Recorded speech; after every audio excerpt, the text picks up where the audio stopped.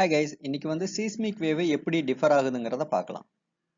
B waves primary wave இது வந்து solid liquid கேஸ்லலாம் போகணும்னு சொல்லியிருக்கோம். இந்த வேவ் வந்து போகிற டைரக்ஷன்லேயே compression and expansion, stretching and squishing இது ரெண்டுமே நடக்கும். இதனால டென்சிட்டி டிஃபரன்ஸ் வந்து நம்ம எர்த் மெட்டீரியல்ல கிரியேட் பண்ணும்.